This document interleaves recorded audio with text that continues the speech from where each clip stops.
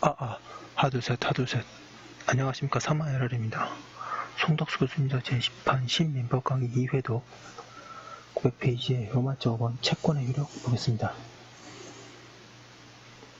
사마RRTV 잘 추천을 부탁드리고 유튜브 구독을 권합니다. 1번의 소설 민법은 제3편 제1장 제2절의 제목을 채권의 효력이라고 붙이고 그 아래에서 채무불이행과 그 구제수단인 강제이행 및 손해배상, 그리고 채권자 지체 동그라미 3번 채무자의 책임자산의 보존에 관하여 규정하고 있다. 이러한 민법 규정의 영향으로 우리 민법 규정의 우리문헌들은 거의 예외 없이 채권의 효력이라는 제목의 장을 두고 그 안에 민법전이 같은 제목의 절에서 규정하고 있는 것들을 기술하고 있다. 그러면서 그것들과 채권의 일반적인 효력이 채권의 효력이라고 한다. 그런데 이러한 우리의 통설의 태도가 올바른지가 의문이다. 아래에서 채권의 효력의 일반론으로서 채권의 효력의 의의와 그 개괄적인 내용을 정리하여 이어서 채권의 개괄적인 효력을 보다 구체적으로 살펴보기로 한다.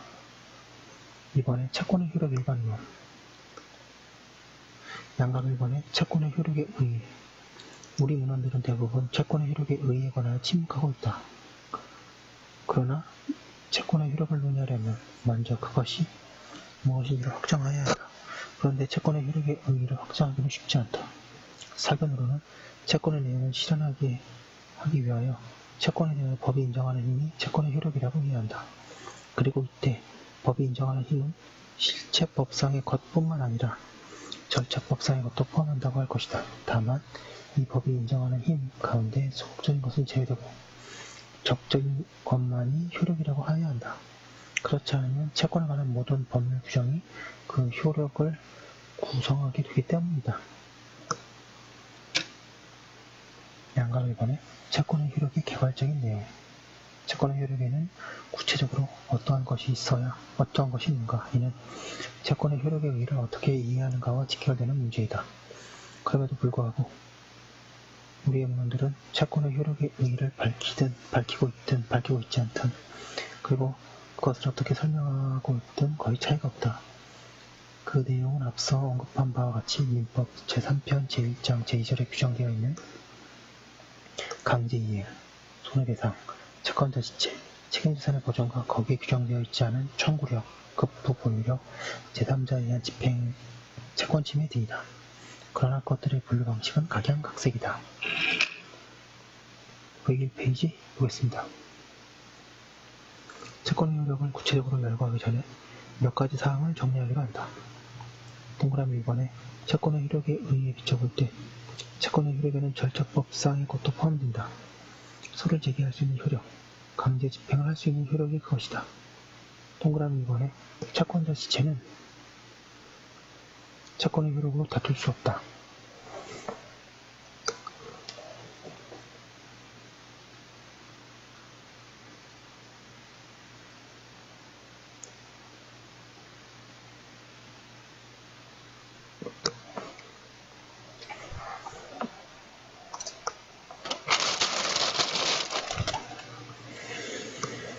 그것은 결코 채권에 대하여 법이 인정하는 힘이 아니기 때문이다. 채권에는 당연히 청구력이 있다. 그런데 그 의미는 재판부에서 청구할 수 있는 효력만을 가리킨다고 하여야 한다. 왜냐하면 재판상 청구할 수 있는 효력, 즉 소구력은 기능상 재판위에서 청구할 수 있는 효력과는 현저하게 다르기 때문이다. 4번에 채무불이행의 경우에는 채권에 대하여 청구력, 소구력, 집행력이 인정되는데 이들 중 앞에 들은 채무불이행에 특유한 것이 아니다. 그러므로 채권의 효력으로 따로 채무불이행에 대한 효력을 논하는 것은 부적당하다. 채무불이행의 경우에 있어서는 채권의 효력은 그 이전의 채권의 효력, 특히 청구력의 실현 강제력이 덧붙여진 것에 지나지 않는다. 동그라미 5번에 채무불이행의 경우에 손해배상 청구권은 채무불이행의 효과이며 채권의 효력이 아니다. 그때의 채권의 효력은 손해배상을 청구하는 효력과 그것의 실현 강제력이다. 그러한 점에서 볼 때 손해배상과 강제이행은 동등한 것이 아님을 알 수 있다. 6번에 채권에는 급부보유력도 있다. 그 밖에 채권자 대위권, 채권자 취소권도 채권의 효력의 일종이라고 할 수 있다. 8번에 그리고 제3자의 불법한 채권 침해의 경우도 인정되는 효력도 채권의 효력에 해당한다. 이상의 것을 바탕으로 하여 채권의 효력을 정리하여 보면 채권의 효력에는 1번의 청구력, 2번의 실현강제력, 3번의 급부보유력, 4번의 채권자 대입권, 채권자 취소권, 5번의 제3자의 불법한 채권 침해에 대한 효력 등이 있다고 할 수 있게 된다. 그런데 이들 효력을 어떻게 분류할 것인가가 문제이다. 채권의 효력은 채권자와 채무자라는 당사자 사이에서 인정되는 것이 대부분이다.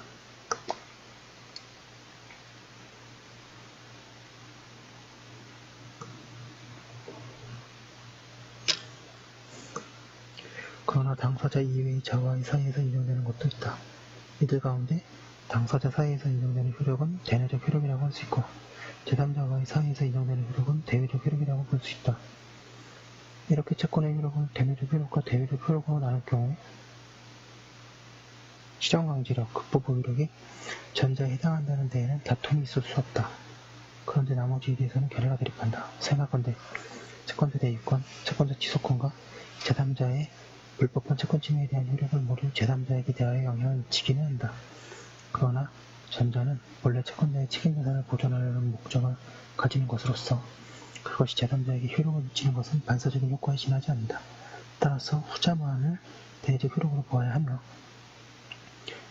전자는 그로부터 분리하여 제3의 효력으로서 책임자산의 보존의 효력이라고 부르는 것이 좋을 것이다.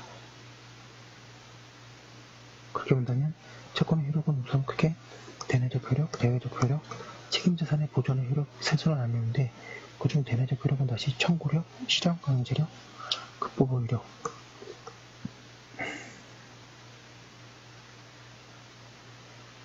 그래서 본다고 대외적 효력은 제3자의 불법행위에 대한 효력이고 책임자산 보존의 효력은 채권자 대입권, 채권자 취소권을 가리킨다. 902페이지 아래에서 이들을 나누어 설명하기로 한다. 채권의 효력이었습니다. 그럼 3번 대내적 효력부터 자세히 보도록 하겠습니다. 양가로 1번에 청구력과 급부보유력. 채권에는 당연히 일정한 행위를 청구할 수 있는 효력, 즉 청구력이 있다. 그런데 여기서 청구할 수 있다고 하면 앞서 언급한 바와 같이 재판 외에는 청구할 수 있다는 것을 의미한다. 재판장의 청구는 따로 소구력의 문제를 다투는 것이 적당하기 때문이다.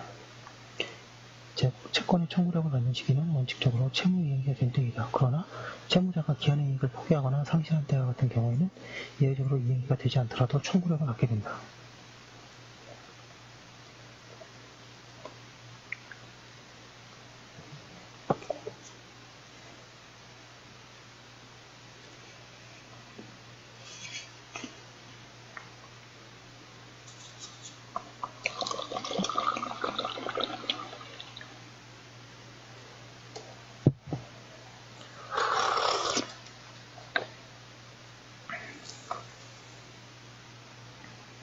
채권이 청구력에 있어서 이행을 청구할 수 있는 것은 처음에는 본래의 급부의무에 관해서이다. 그런데 채무자가 그러한 급부의무를 그에게 책임 있는 사유로 이행하지 않거나 이행할 수 없는 경우에는 채권자는 그것과 병존하여 또는 그것 대신에 손해배상을 청구할 수 있다. 즉 채권의 청구력은 본래의 급부의무에 관하여서만 인정되는 것이 아니고 채무불이행이 발생한 경우에는 손해배상에 관하여도 인정된다. 따라서 우리 대부분의 문헌이 손해배상을 채권이 독립한 효력으로 그것도 청구력과는 무관한 것으로 다투는 것은 잘못이다. 반가로 2번에 채권에는 채무자의 급부가 있는 경우에 그것을 수령하고 적법하게 보유하는 효력, 즉 급부보유력이 있다. 이는 채권이 청구력을 가지는 한 당연히 인정하는 것이다. 이와 같이 채권의 급부보유력이 있기 때문에 채권자가 채무자로부터 수령한 급부를 보유하는 것은 적법하고 부당이득이 되지 않는다. 3번 청구력과 급부보유력은 채권의 기본적 효력 내지 최소한도의 효력이다. 따라서 그러한 효력을 갖추고 903페이지 있으면 설사 실현강제력을 가지고 있지 않더라도 법률상은 채권이라고 할 수 있다. 뒤에서 보는 자연채무와 책임없는 채무가 그 예이다. 양가로 2번의 실현강제력, 반가로 2번의 의, 채무자가 청구권의 내용을 자발적으로 이해하지 않는 경우에 그것을 강제적으로 실현시킬 수 없다면 채권은 실효성이 없는 권리로 전락할 것이다. 따라서 법률은 원칙적으로 채권의 채무의 내용 실현을 강제하는 힘을 부여하고 있는데 그러한 힘을 실현강제력이라고 한다. 주의할 것은 실현강제력에 의하여 채무의 내용을 강제로 실현시킨다고 할 때에는 채무는 본래의 급부 의무만 가리키는 것이 아니고 그것과 병존하거나 그것을 가름하는 손해배상 의무도 포함한다는 점이다. 이는 손해배상 의무가 본래의 급부 의무와 마찬가지로 청구의 내용이 되는 것에 대응하는 것이다. 이미 앞에서 지적한 바와 같이 손해배상 의무의 발생은 채무 불이행의 효과이고 채권의 효력은 아니지만 설사 손해배상을 채권의 효력의 문제로 본다고 하더라도 손해배상 의무는 그것이 이행되지 않으면 실현이 강제되기 때문에 손해배상은 실현강제력과 대등한 지위를 가질 수 없으며 그 이전의 문제에 지나지 않는다. 그 점에서 우리의 문헌들이 채무불이행에 대한 법적 구제수단으로 현실적 이행의 강제와 손해배상 청구에 둘이 있다고 하여 손해배상 청구도 채권의 효력이고 또 강제이행과 대등한 지위를 가지는 것으로 이행하고 있으면 잘못이다. 채권의 실현강제력은 어떠한 내용의 것인가? 채무 내용의 실현은 채무자의 인격, 의사를 존중하고 있는 근대법에 있어서는 채무자의 재산을 강제 집행하는 방법으로 행하여 준다. 그런데 그러한 강제 집행이 가능하려면 채권자는 먼저 이행 판결, 기타의 집행 권한을 얻어야 한다. 따라서 채권에는 채무자의 재산을 강제 집행할 수 있는 효력과 그 전체로 소송을 제기하여 이행 판결을 받을 수 있는 효력이 인정되어야 한다. 전자를 집행력, 후자를 소구력이라고 한다. 이들 가운데 집행력이 실현강제력의 중심에 있음은 물론이나 소구력도 집행의 전제가 되는 만큼 실현강제력이 포함시켜서 생각하는 것이 바람직하다. 반가로 이번에 소구력. 우리 법상 채권에는 원칙적으로 소구력이 인정된다. 따라서 채무자가 채무를 이행하지 않는 경우에는 채권자는 일정한 요건 하에 국가에 대하여 이행 판결을 청구할 수 있다. 즉 채권자는 소권을 갖는다. 그리고 이때 채권자가 얻은 이행 판결은 강제 집행의 전제인 집행 권한이 된다.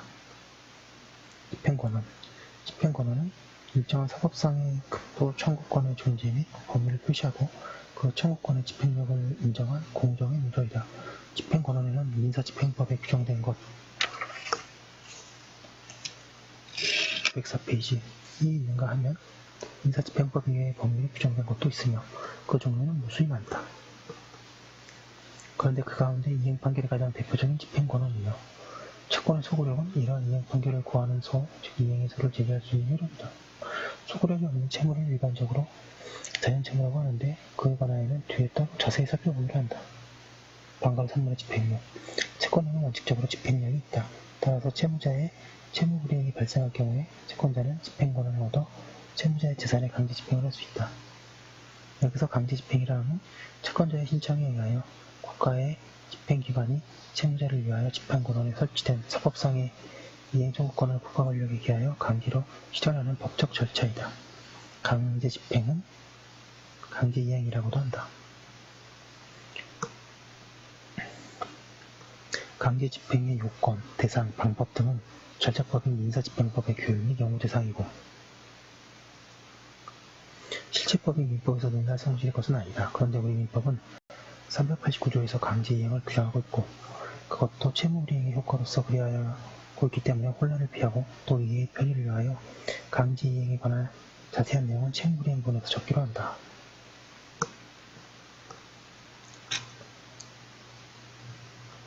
반가로 4번에 실현강제력이 채권의 속성인지 여부, 실현강제력 내지 강제적 실현강제력이 채권의 속성인지에 관하여는 견해가 나뉜다. 타수설은 모든 채권이 법률상 강제적으로 실현될 수 있는 것은 아니고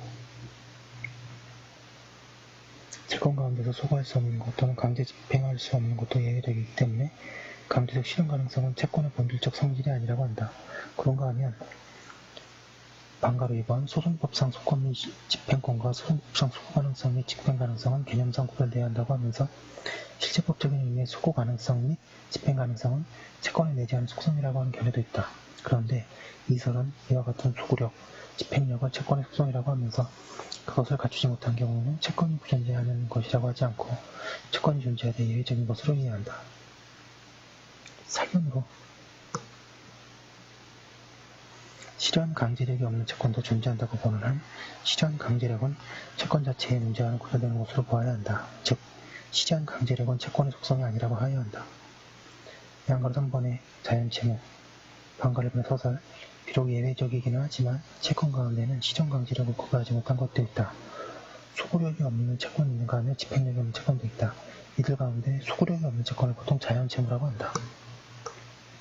자연채무라는 용어는 로마법에 그 기억을 두고 있다.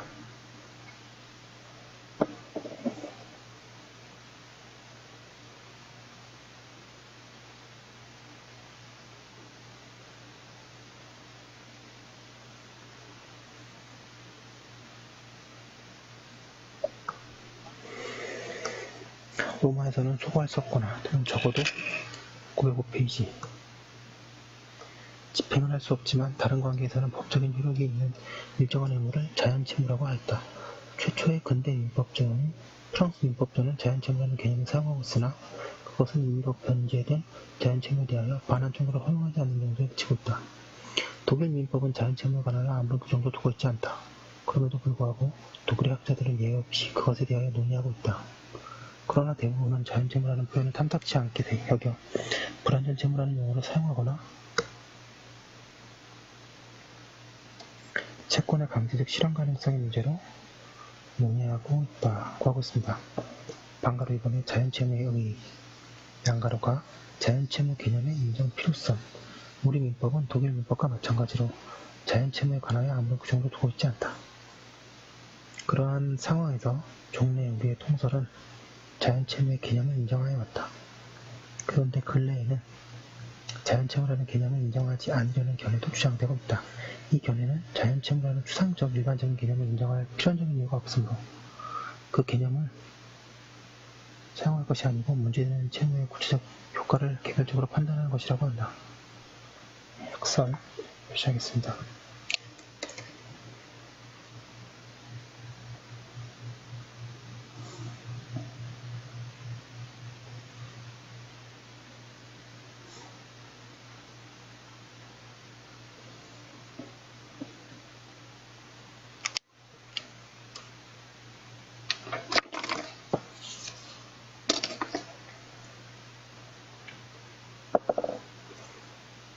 사견으로 채무가 일반적으로 가지고 있는 소구 가능성을 가지고 있지 못한 채무로서 자연채무의 개념은 채무의 본질을 제대로 이해하고 또 각 경우의 특질을 밝히는 데 도움이 된다. 따라서 그 개념을 인정하는 것이 좋다. 양가로다. 자연채무 개념의 의의, 일반적으로 자연채무라고 하면 채무자가 임의로 극복하지 않는 경우에도 채권자가 그 이행을 소로서 구하지 못하는 채무를 가리키는 것으로 이해되고 있으며 그에 관하여는 다툼이 없다. 그런데 여기에 채무가 법률상의 채무, 내지 법률적 의의 있는 채무만 있냐는가에 관하여는 견해가 대립한다. 다수설은 자연채무에 있어서의 채무는 법률상 의의 있는 것이어야 한다고 주장하는 데 비하여 반사회적 행위나 도덕적 채무를 포함시키는 소수설도 있다.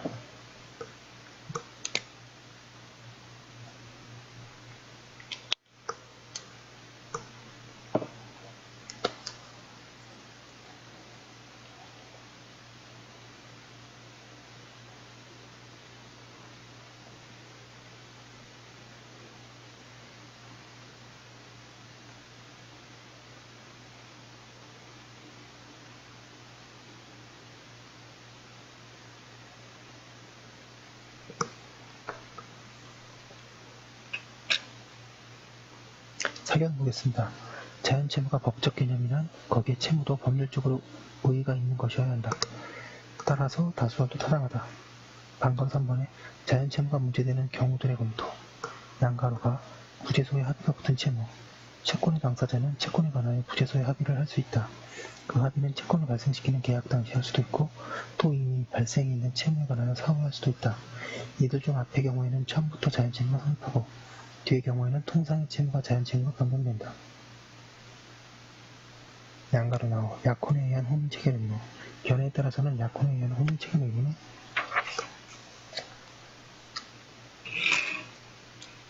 906페이지 우리 민법이 계약으로 자연채무가 발생함을 분명하게 규정한 것이라고 한다. 이는 약혼은 강제이행을 청구하지 못한다라고 한 803조에 있어서 강제이행을 소재에 포함하는 넓은 의미로 새기는 입장이다. 그러나 그 규정의 강제이행은 오히려 좁게 강제이행의 의미로 새겨야 한다. 따라서 약혼 당사자의 혼인 체결 의무는 자연채무라고 할 수 없다.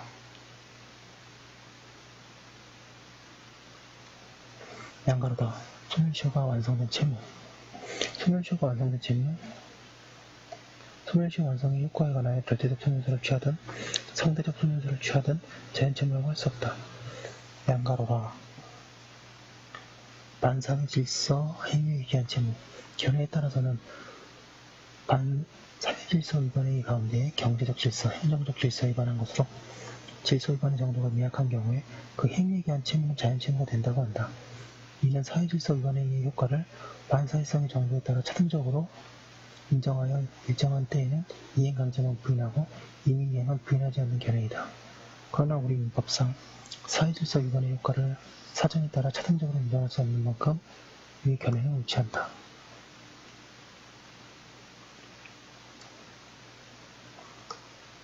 양가로마. 불법 원인에 기한 채무. 법적으로 의미 있는 채무만을 자연채무로 보아야 하면 불법 원인에 기한 채무는 자연채무라고 할 수 없다. 양가로. 자, 아래 보겠습니다. 구이자제한법 아래에서는 제한을 넘는 이자채무가 자연채무인가에 관하여 다투어졌으나 새로운 이자제한법과 대법 등의 등록 및 금융이용자 보호에 관한 법률은 채무자가 제한 초과이자로 임의로 지급한 경우에는 완화 청구를 할 수 있다고 명문으로 규정함으로써 자연채무 인지의 논란이 생길 여지가 없게 되었다. 양가로봐. 사무관리에 있어서 보수지급 의무. 과거 일부 견해는 자연채무를 넓게 인정하는 입장에서 사무관리자에 대한 보수지급 의무는 보수를 지급한 경우에 그것에 반한 청구가 금지된다고 하여야 하며 따라서 자연채무라고 하였다. 그러나 자연채무를 법적 의무에 한정하는 사견의 견지에서는 그 의무는 자연채무라고 할 수 없다. 양가로 4.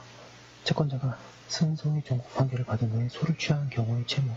채권자가 승소의 종국 판결을 받은 후에 소를 취하한 때에는 같은 소를 제기하지 못한다. 그렇지만 그 경우에 승소 판결이 내려져 있는 만큼 소의 취하로 채권 자체가 소멸된다고 할 수 없고 따라서 그러한 경우는 자연채무라고 하여야 한다. 양가로 아. 채권이 존재하고 있는데도 채권자의 패소 판결이 확정된 경우의 채무. 여기에 관하여는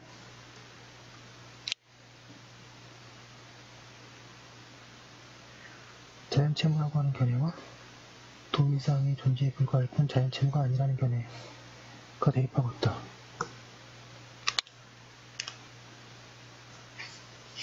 사견으로 이와 같은 경우에 패소 판결이 확정되어 다시 소를 제기할 수 없게 되었다 하더라도 채권이 완전히 소멸하지 않고 어떠한 면에서 법적으로 의미 있는 채무가 존재한다고 생각하는 경우에는 907페이지 자연채무를 인정할 수 있다. 사견으로는 이 경우 상계는 허용하지 않는다고 하여도 임의 변제, 경계, 담보의 설정까지 배제할 이유는 없으므로 자연채무를 인정하는 것이 타당하다고 생각한다. 양가로 자. 파산 절차나 개인회생 절차에서 면책된 채무. 회생 절차에서 일부 면책된 채무. 이와 같은 경우에 법률이 책임만을 면제한 만큼 채무 자체는 소멸하지 않고 존속한다고 해야 한다. 다만 여기에 면책은 소구 가능성도 배제하는 의미로 새겨야 할 것이다. 결국 파산 절차 등에서 면책된 채무는 자연채무라고 하여야 한다. 통솔과 판례에도 같다. 반가로 4에 자연채무의 효력, 자연채무는 초과할 수 없다.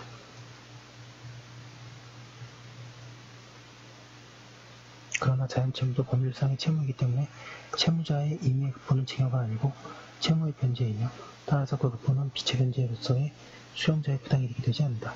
그 결과 당연히 급부한 채무자는 채권자에게 급부한 것에 반환을 청구할 수 없게 된다. 이것이 자연채무의 최소한의 공통적인 효력이다.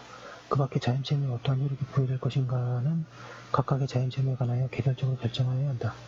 일반적으로 상계의 자동채권으로 하거나 경계 또는 준소비대차의 기초로 삼을 수 있고 또한 그 채무를 위하여 보증이나 담보도 유효하게 성립할 수 있는 것이다. 한편 자연채무는 양도될 수도 있으나 그것이 자연채무임을 모르는 즉 선의의 제3자에게 양도되더라도 자연채무로서의 성질은 잃지 않는다고 새겨야 한다. 양가로 4번에 채무와 책임. 반가 1번의 책임의 의의. 책임은 다의적인 개념이다. 보죠. 형법에서는 책임이 아주 중요하죠. 민법에서 책임도 그에 못지 않습니다. 그것은 일반적으로는 동그라미 1번에 어떤 자가 자신이나 타인의 행위 또는 타인의 위험에 대한 결과를 피해자에게 손해를 배상하는 방식으로 떠맡는 것을 의미하나 이번에 채무를 의미하는 때도 있다. 그러나 여기서 문제되는 것은 동그라미 3번의 채무에 대한 개념으로서의 책임이다. 채무에 대한 개념으로서의 책임은 채무자의 자신 재산이 채권자의 강제 집행에 복종하는 상태라고 할 수 있다. 통설은 책임을 채무자의 재산이 채권자의 강제 집행을 위한 공취에 복종하는 상태라고 하나 우리에게 생소한 독일 법학상의 개념인 공취 내지 공취력이라는 용어를 사용할 필요가 없고 또 공취력은 집행력과 동일시하면 충분하기 때문에 이와 같이 정의하는 것이 바람직하다. 방가로 이번에 채무와 책임의 관계, 채무와 책임의 관계에 관하여 학설은 대립하고 있다. 제1설, 다설은 채무와 책임의 구별 분리한다. 제2설은 채무와 책임을 개념상 구별하는 것을 전제로 하여 채권의 본질적 속성을 채무와 908페이지 책임이 대등한 요소로서 결합한 것이라고 이해한다. 제3설은 채무와 책임을 개념적 구별을 부정하고 책임을 채무 속에 흡수하는 것으로 파악한다.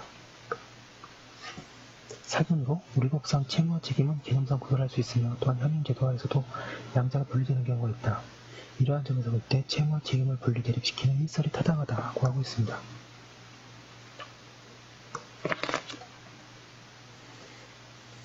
방가로 3번 채무와 책임의 분리.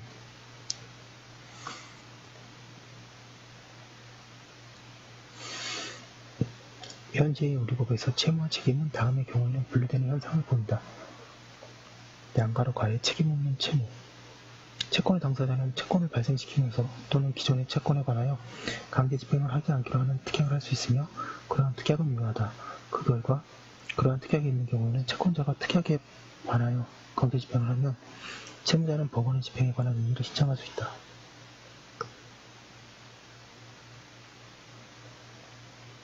그런데 이때 채무와 분리되어 있는 책임의 관념을 인정한다면 그러한 특약은 책임이 없는 채무에 관한 특약이라고 이해할 수 있다.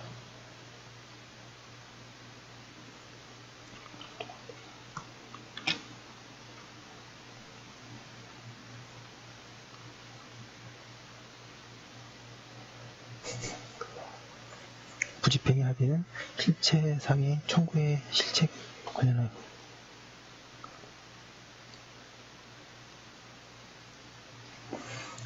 이루어지는 사법상의 채권관계약이라고 범위 상당하고 이것을 위반하는 집행은 실제 부당한 집행이라고 할 수 있으므로 민사소송법 제505조를 유추적용 내지 준용하여 청구이익이 사유가 된다고 할 것이다.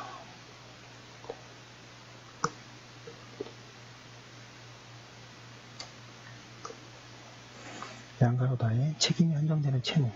채무자는 채무의 전액에 관하여 그의 모든 재산으로서 책임을 지는 것이 원칙이다. 이를 인적 책임 또는 무한 책임이라고 한다.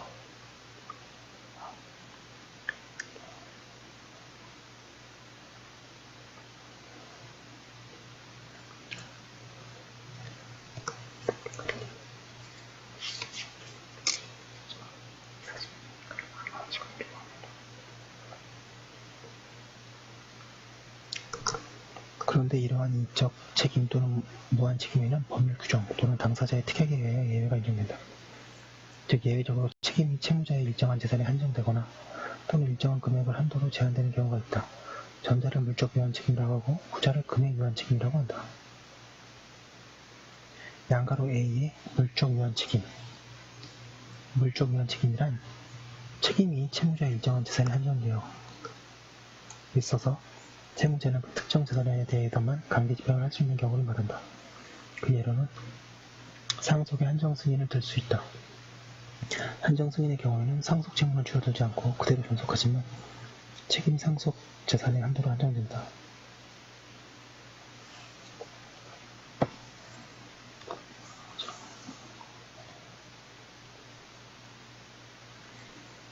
방가로 B의 금액 유한 책임. 금액 유한 책임은 채무자가 그의 전 재산으로서 책임을 지지만 그 책임에게 제한이 있는 경우이다. 이는 그의 전 재산으로 책임을 지므로 인적 책임이고 책임이 일정 금액의 한도로 제한되어 있으므로 유한 책임이다. 그리하여 금액 유한 책임은 인적 유한 책임이라고도 한다. 929페이지 보겠습니다. 금액유한 책임의 예로는 합자회사의 유한책임 사원의 책임, 선박 소유자의 일정한 채무에 대한 책임을 들 수 있다. 통설은 주식회사 주주의 책임과 회사의 사원의 책임과 금액유한 책임에 해당한다고 한다. 그러나 주식회사의 주주는 주식의 일가액을 한도로 하여 회사에 대하여 출자 의무를 부담할 뿐이고 회사의 채권자에 대하여는 회사가 채무를 부담하여 그에 한번 채무도 부담하지 않는다. 따라서 주식회사의 주주가 회사의 채권자에 대하여 유한 책임을 진다는 표현은 옳지 않다. 이러한 점은 유한 회사의 사원인 경우에도 마찬가지이다. 양가로 더하여 채무 없는 책임. 가령 물상보증인이나 저당부동산의 재산비축자는 채무를 부담함이 없이 책임만 진다. 그러나 이 경우에 채무가 전혀 존재하지 않고 책임만 있는 것이 아니며 채무의 주체와 책임의 주체가 분리되어 있을 뿐이다 라고 하고 있습니다. 예, 지금 본 게 채권의 효력에서 대내적 효력이고요. 여기까지 한 거 올려두고 잠깐 쉬었다가 다음 거 이어서 하겠습니다. 화이팅입니다.